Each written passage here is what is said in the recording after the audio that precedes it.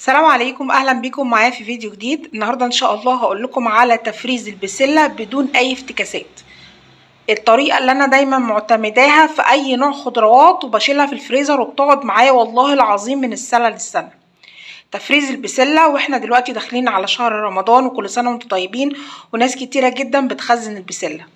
انا بجيب البسله عادي تمام بقشرها، بفرطها واغسلها كويس جدا وانضفها واحطها في مصفى تنزل كل الميه اللي فيها، وبعد كده اقسمها على اكياس على حسب الوجبات.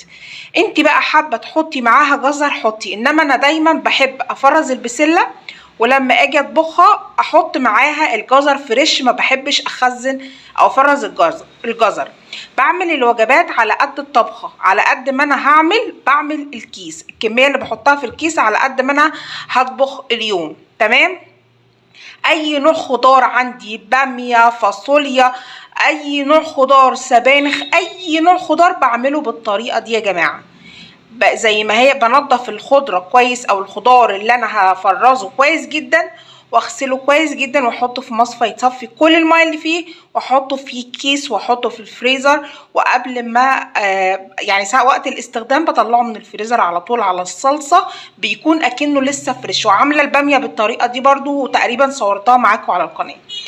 ما تقعديش بقى تبصي على اللي بيسلقوا واللي بيعملوا واللي ودوشه وحوارات وافتكاسات، لا، هي اسهل طريقه لتفريز البسله هي اللي انا قلتلك عليها دلوقتي، وهتقعد معاكي من السنه للسنه.